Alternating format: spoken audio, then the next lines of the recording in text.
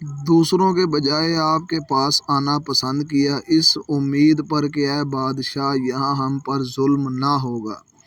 نجاشی نے کہا، جو کلام الہی تمہارے پیغمبر پر اترا ہے اس کا کچھ حصہ سناؤ۔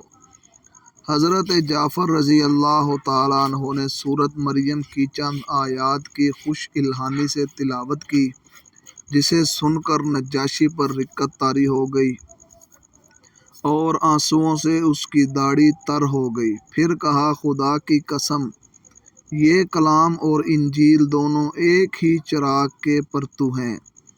یہ کہہ کر نجاشی نے سفرائے قریش سے کہا، تم واپس چلے جاؤ، میں ان مظلوموں کو ہرگز تمہارے حوالے نہیں کروں گا۔ مسلمان مہاجروں سے مخاطب ہو کر بولا، جاؤ میری مملکت میں امن کے ساتھ زندگی بسر کرو۔ پھر 3 بار کہا، اگر تمہیں کوئی گالی بھی دے گا تو اس پر تاوان لگے گا۔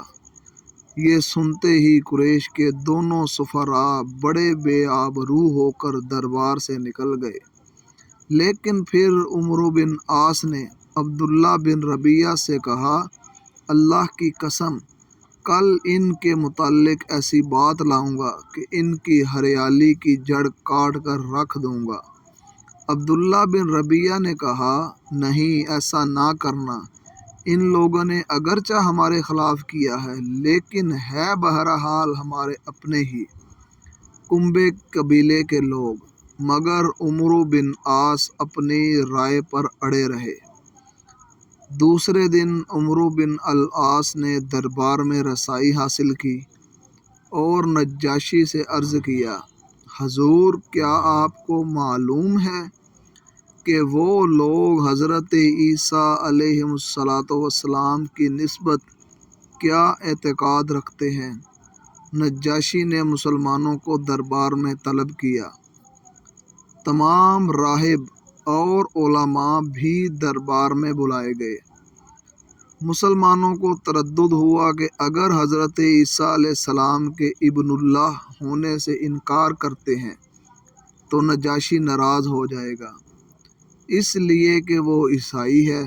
مسلمانوں کو گھبراہٹ ہوئی، لیکن انہوں نے طے کیا کہ سچ ہی بولیں گے، نتیجہ خواہ کچھ بھی ہو۔ نجاشی نے حضرت جعفر رضی اللہ تعالیٰ عنہ سے پوچھا، عیسیٰ بن مریم علیہ السلام کے بارے میں تم لوگوں کا کیا عقیدہ ہے؟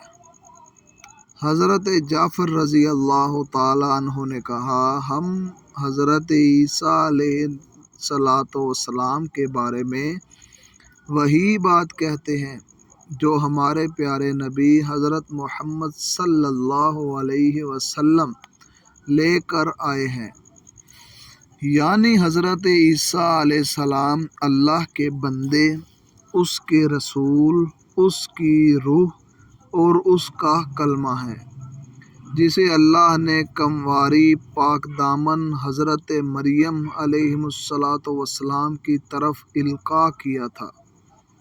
یہ سن کر نجاشی نے زمین سے ایک تنکا اٹھایا اور کہا، واللہ، جو تم نے کہا حضرت عیسیٰ علیہ السلام اس تنکے کے برابر بھی اس سے زیادہ نہیں ہیں۔